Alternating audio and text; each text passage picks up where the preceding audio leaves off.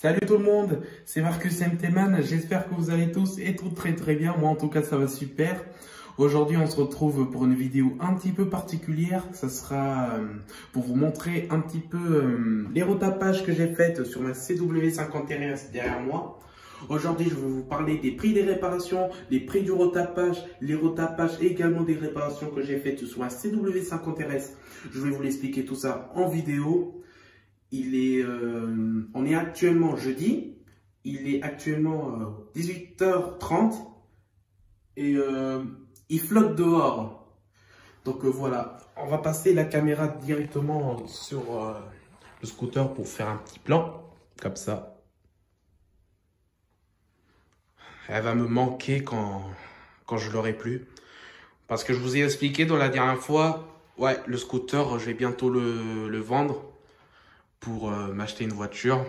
Donc celui-là, il va beaucoup me manquer. Donc voilà. Presque à 18 200 km sur le compteur.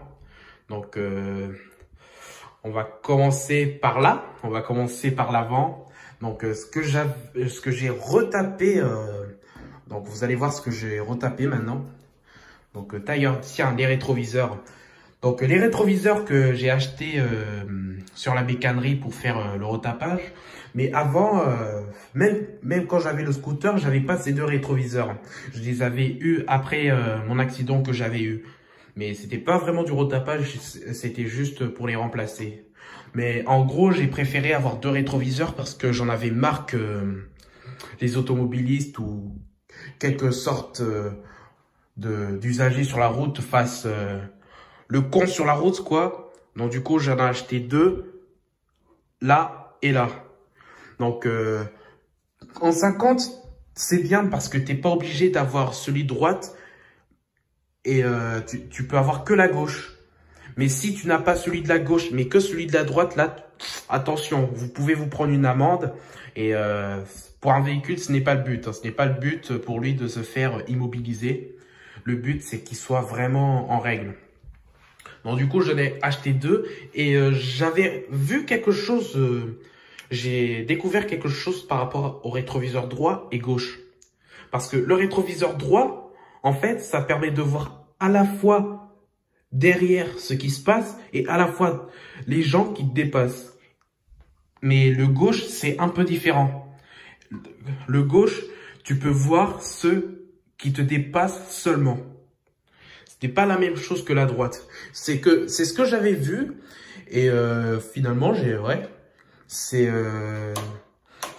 plutôt bien fait, je trouve. Les modes sur les rétroviseurs, les rétroviseurs, j'ai bien fait d'en acheter deux.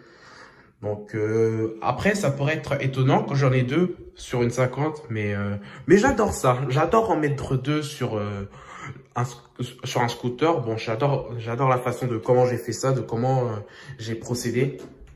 Donc ouais, c'est une bonne affaire, on peut dire. Ensuite, vous avez donc le fameux contacteur à clé que je vous ai parlé lors de la présentation. Donc la voilà. Donc avec la clé et la deuxième clé qui est en haut. Donc là, vous avez le contacteur à clé, bah, pas comme celui que j'avais avant. Pour bloquer le Neumann, vous avez juste à insérer la clé, à appuyer. Ah ouais, bon, ça marche pas comme ça déjà. Donc, on recommence. Je mets la clé, j'appuie dessus et je tourne. Et j'enlève la clé. Et là, c'est verrouillé. Bon, par contre, on va déverrouiller pour vous montrer la suite de la vidéo parce que sinon, ce serait tellement dommage qu'elle soit comme ça. Voilà. Donc, le contacteur à clé que j'ai également commandé sur la bécannerie pour le remplacer. L'autre contacteur à clé, il avait eu un gros souci. J'étais en train d'aller en cours, enfin de le démarrer quoi. Et ce qui s'est passé, c'est que quand j'avais commencé à insérer, il y avait la moitié de la clé. Bon, j'étais en train de débloquer le Neumann parce que quand je rentre et que je pose le scooter chez moi, j'ai plutôt tendance à verrouiller le guidon. Et du coup, ce qui s'est passé, je l'ai essayé de débloquer et la clé s'est cassée en deux. Et ça, j'avais pas du tout compris.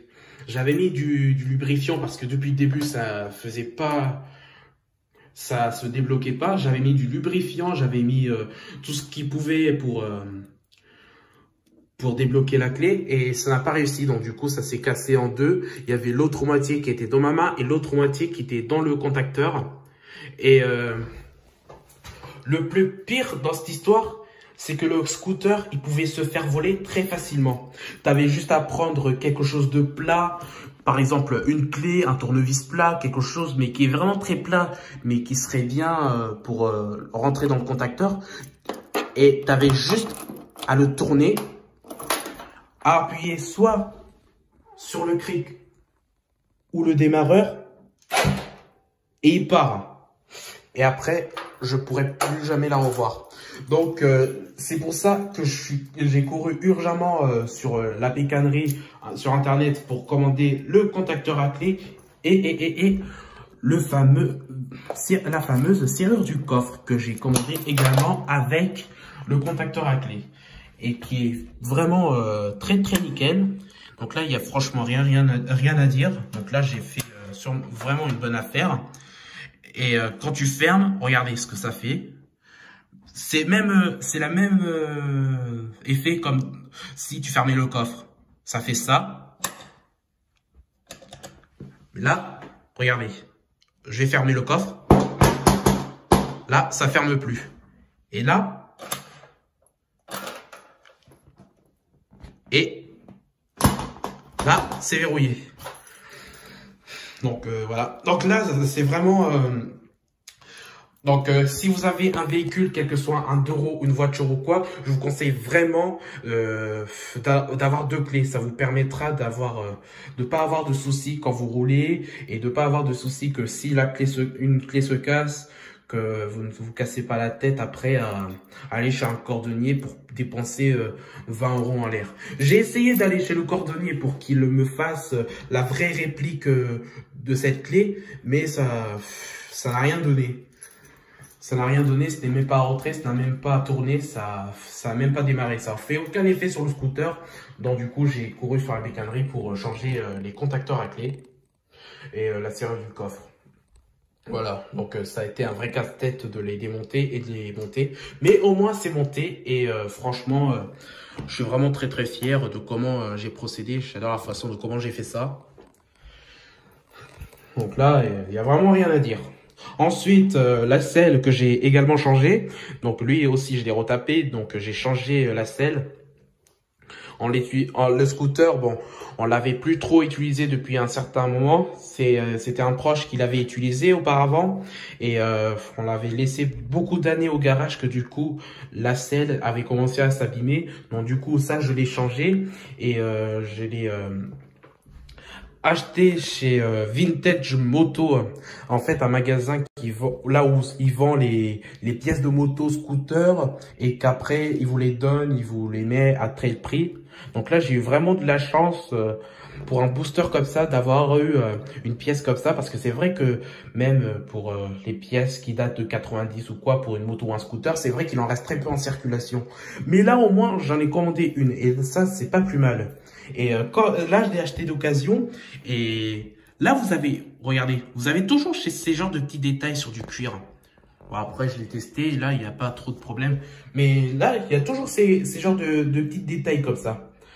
Et donc, après, ouais, ça m'empêche pas non plus de rouler, quel que soit s'il fait beau sur la flotte. Donc là, je ne sens pas quelque chose d'anormal. Donc après, ça pourrait être étonnant pour vous. Même s'il y a ce genre de petits détails, mais après tu peux commander un truc comme une selle comme ça, mais neuf. Mais après, moi, c'est pas vraiment le luxe. Moi, qui compte, le truc, c'est que ça passe bien et qu'il n'y a pas trop de soucis à avoir.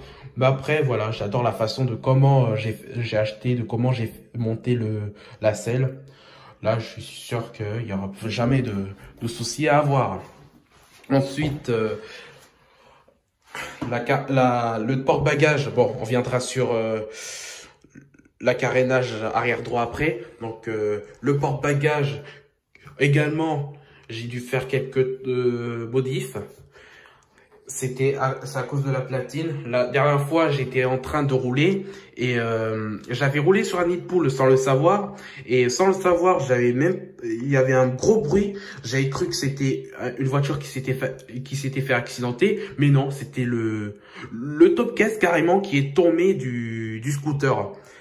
Et du coup, la platine, la structure de la platine ne tenait plus du tout le top case et du coup, il est tombé. Donc, j'ai acheté et commandé la platine. Donc, la platine, elle tient vraiment bien elle tient vraiment bien que l'autre. Donc là, je peux vraiment rouler avec ça sans problème. Donc, c'est vrai que ça bouge un peu, mais bon, je vais pas me plaindre non plus. Le truc, c'est qu'il faut pas le faire bouger comme ça parce que sinon, ça abîme un petit peu la structure de la platine. Donc là, c'est vraiment un plaisir pour moi de rouler avec cette 50, avec le top case. Moi, je m'en vante un peu, c'est vrai. Mais c'est vraiment un plaisir si tu vas faire les courses, si tu vas au McDo pour récupérer une commande ou quoi. C'est vraiment très, très agréable pour moi d'être équipé comme ça. J'adore la façon de comment j'habille le scooter. Mais après, ça peut être étonnant aussi pour vous que j'ai un top case en 50 et que je le montre en vidéo. Mais après, ouais. Après, ouais, c'est vraiment, c'est bien. J'adore la façon de comment j'ai fait ça. Mais aussi, je vous ai pas raconté que, ouais, aussi, j'avais fait des trous dans le top case. Enfin, des trous, 4 trous pour que il passe également sur la platine et sur la platine en métal qu'il y a dedans. La platine en métal, elle est dedans en ce moment. C'est pas pour que le plastique du top case cède au bout d'un moment. Parce que si jamais on n'avait pas un bout de fer en métal, croyez-moi que le top case, il serait inutile. Donc, j'ai pris une plaque en métal, je l'ai mis dedans et puis j'ai mis les vis. Donc là, il n'y a pas de souci. Donc, j'ai pu le monter sans problème sur la platine. Donc là, elle tient vraiment bien. Donc là, il n'y a pas de souci à avoir.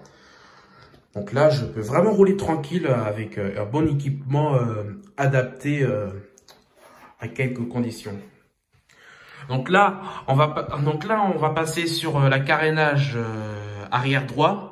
Carénage arrière droit, là où j'ai acheté, mais pas cette fois sur la bécannerie, mais sur un site anglais qui s'appelle Exabike. Exabike, ouais.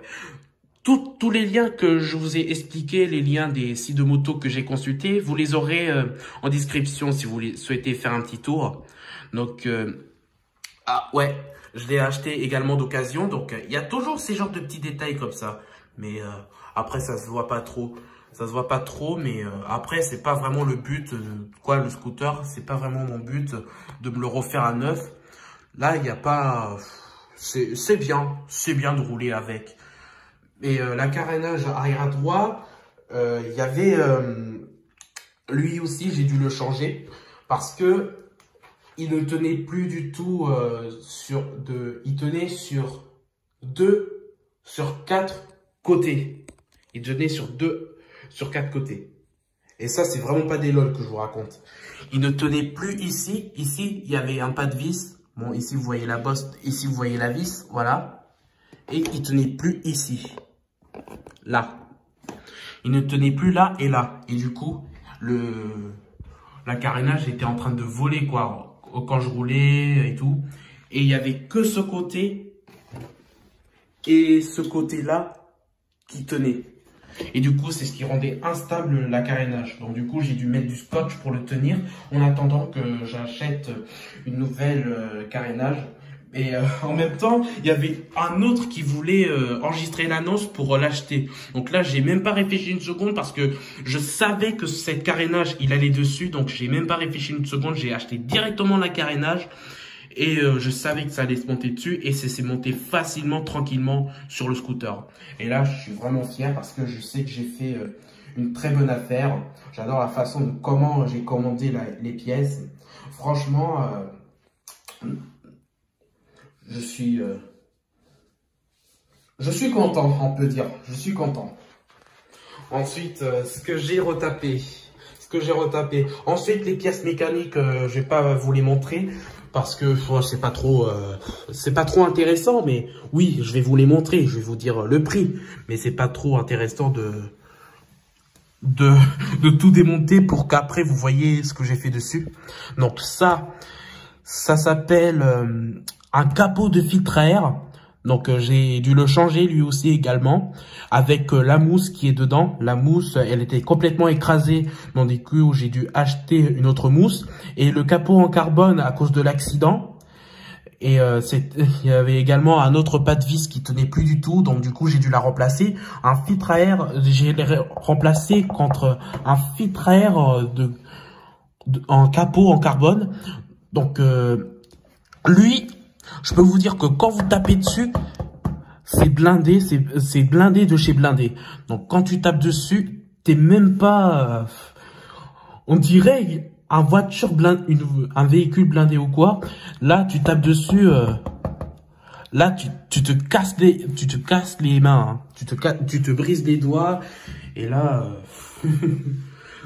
ça m'est arrivé de taper dessus une fois pour voir un petit peu sa solidité, parce que c'est un petit peu indispensable pour moi pour faire la solidité des pièces, pour voir s'il est bien nickel ou pas. Donc là, sans problème, j'ai pu le monter tranquillement. Donc là, il n'y a vraiment pas de problème avec le carburateur qui est à côté. Donc là, franchement, je suis vraiment bien content de mes affaires, de ce que j'ai fait sur le scooter. Donc ensuite, le carburateur, oui, on en parle. Il y a eu un problème avec le carburateur, mais c'était pas le carburateur le problème, mais c'était le cylindre. Comme il était vieux, j'ai dû le remplacer parce que il était vieux, il était tout cramé. Parce que avant que je change le moteur, j'étais joueur avec le scooter. J'étais très joueur, je vous le dis. Ça m'arrivait des fois de le pousser à fond pendant 200 mètres. 200 mètres environ, on va dire. Et puis le moteur, il s'est emballé au bout d'un moment. J'allais en cours et puis le moteur s'est coupé. Donc j'ai dû changer de moteur. Et puis tout ce que j'ai fait pour retaper au final le scooter, j'ai changé la batterie, les fusibles, le compteur, également le moteur. Le carburateur, je ne l'ai pas changé parce que ça pouvait se régler facilement. Donc lui, on le laissait. Et ce que j'ai changé, qu'est-ce que j'avais changé? Je crois que c'est tout, hein. Après, j'ai réglé le frein arrière, le frein avant, regarde. Avec un joli disque, bon, ça fait un peu vieux au final, hein. Avec l'amortisseur avant avancé de technologie, très vieille marque, un frein, je vois pas, Brembo. Et puis comme c'est le scooter, c'est une Bwiz Next génération de 2001. La marque du scooter, c'est sur le nom de Yamaha. Alors Yamaha, c'est une marque que j'apprécie beaucoup, la marque que j'aime depuis que je suis tout petit, une marque qui me tient beaucoup. Et puis ça, vous l'avez peut-être déjà vu. Et quand vous éteignez la lumière, regardez ce que ça fait.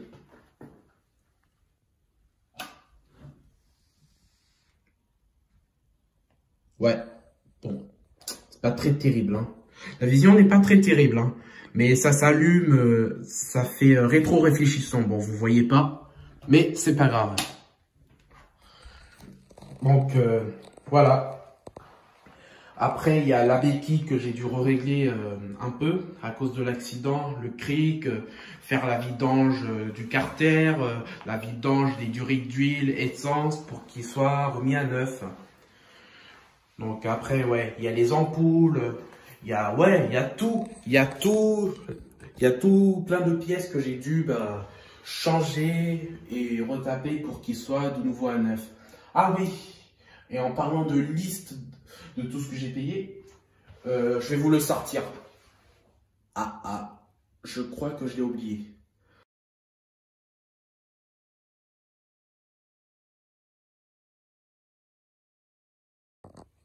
Voilà, donc désormais vous avez vu la liste, mais la liste officielle je l'ai pas retrouvée parce que, comment dire, j'ai un gros bordel dans ma chambre, donc du coup je n'ai pas pu la retrouver. Donc du coup vous l'avez retrouvée parce que j'ai fait une capture dans mon téléphone, j'ai noté les prix, du retapage, tout ce que j'ai fait pour les réparations. Donc maintenant vous allez me dire, est-ce que ça vaut le coup de le restaurer? Alors, pour un scooter avant qui avait coûté 2500 € même pendant la date de sortie, plus 643 €, on arrive à peu près à un scooter à plus de 3000 €, c'est qui est quand même gros. Et là, c'est vraiment le débat, c'est vraiment le gros débat. Et vous allez me dire à moi-même, est-ce que ça valait vraiment le coup de l'avoir retapé? Moi, je vous dis directement oui, oui, et sans aucune hésitation. Parce que là, on est vraiment sur une CW50 RS. Et pour moi, c'est vraiment un plaisir de rouler avec. J'ai commencé à rouler avec mon père. Donc je me suis habitué un petit peu à la route, un petit peu au moteur, quoi. Parce que c'est vrai que le vélo, tout ça, c'est pas la même chose. Mais faut quand même être doué quand on conduit, hein. On va pas se le mentir. Et je l'ai fait tester à mes potes. Moi, je l'ai testé, j'ai surkiffé. Après, je l'ai fait tester à mes potes, ça. J'ai fait tester à mes potes et ils ont testé. Ils ont tous surkiffé, Et il y a franchement rien à dire. Ils ont bien tous surkiffé. Donc là, on est vraiment sur une 50 vraiment idéale pour rouler en ville, pour rouler en campagne. En campagne, c'est un monstre. Il n'y a vraiment rien à dire par rapport à la qualité du scooter. Yamaha, franchement, belle marque, une belle... franchement, je ne sais pas. J'ai pas les mots pour dire à quel point cette merveille m'a marqué. Quand j'avais le permis, j'étais tout heureux, donc j'étais heureux de conduire avec. Mais malheureusement, bah, il y a des jours, ça commence, et il y a des jours, il faut que ça prenne fin. Donc franchement, c'était vraiment un très gros plaisir de rouler avec cette CW50 RS. Donc j'espère que le prochain propriétaire qui va le prendra bien soin de cette CW50, parce que autant qu'il fasse n'importe quoi avec, ce serait dommage. Donc espérons qu'il prendra bien soin de lui. Donc j'espère que tu rendras bien service à ton prochain propriétaire. Moi en tout cas, je serai toujours là, je me souviendrai de toi, je me souviendrai des moments que j'ai passés avec cette CW. Franchement, ça a été vraiment une expérience vraiment incroyable d'avoir roulé avec le BSR et franchement d'avoir commencé à faire des vidéos, à commencer à faire des daily, des balades. Franchement, je m'attendais vraiment pas à faire des vidéos. Après, c'est vrai, je suis un peu de l'autre côté, c'est vrai que je suis un petit peu en question. Je me demande, est-ce que ça vaut les vidéos? Après, dans un côté, je débute. Mais après, ouais, c'est pas plus mal. Donc franchement, c'est vraiment un plaisir de vous faire ces vidéos, de faire ces vidéos pour vous. Donc ces vidéos que j'ai fait avec ce scooter, c'était pour vous un petit peu vous divertir, voilà. Franchement, il n'y a franchement rien à dire, hein. C'est vraiment un plaisir de rouler avec. Donc j'espère qu'en voiture, il y aura des vidéos, on fera des vidéos sympas auxquelles on pourrait faire quelques balades, quelques voyages. Donc dites-moi en commentaire si ça vous intéresserait de faire, si ça vous intéresse que je fasse des vidéos en voiture, ça pourrait être sympa. Surtout pour faire des voyages, ça pourrait être sympa aussi. Donc dites-moi si vous intéresserait. Et puis également vous pouvez, vous pouvez également lâcher ton like au cas où si tu kiffes cette vidéo. Donc la voiture arrivera très bientôt. Donc là, le mécanicien m'a rappelé et normalement, elle devrait arriver d'ici la semaine prochaine. Donc là, C'est mes derniers jours avec ma CW, quoi. Voilà. C'est mes derniers jours avec la CW, donc je vais faire un petit peu des vidéos, je vais un petit peu accélérer le rythme. Et là, il y en a deux qui sont en train de sortir. Mes vidéos sont un peu en désordre, mais je vais essayer de les organiser parce que là, c'est un petit peu le bordel au niveau séquence. Voilà. Voilà désormais tout ce que je peux dire par rapport au prix, les retapages et toutes les réparations que j'ai faites. Donc voilà, donc c'est la fin de la vidéo, vidéo retapage. Donc j'espère que ça t'aura plu et je verrai quel genre de vidéo je pourrais faire pour terminer en beauté avec cette CW50. Donc n'hésite pas à t'abonner si t'aimes ce que je fais et si t'as aimé cette vidéo. N'oublie pas ton pouce bleu, ton commentaire si tu souhaites réagir. Et on se retrouve pour des prochaines vidéos parce qu'il y en aura d'autres. Vous verrez, on fera plein de vidéos sympas à laquelle on pourrait faire. Et puis on fera quelques dernières vidéos avec la CW50RS et puis avec ma voiture dedans pour que ça se ressemble un peu. Donc je ferai peut-être quelques daily, enfin quelques balades à laquelle je pourrais attaquer comme j'ai fait au scooter également. Voilà. Et après, j'en dis pas plus. Je suis pas du genre à vous dévoiler des projets comme ça lorsque je prépare des vidéos. Pour l'instant, je préfère garder le suspense. En tout cas, comptez sur moi pour continuer à en faire. Donc, merci à tous ceux qui m'ont suivi durant ces dernières vidéos et avec la CW50 et merci à tous ceux qui ont regardé cette vidéo malgré des grosses pauses qu'il y a eu à cause du Covid. Je suis vraiment désolé, j'éviterai que ça se reproduise à l'avenir. Donc en ce qui nous concerne, on se retrouve très prochainement pour une prochaine vidéo.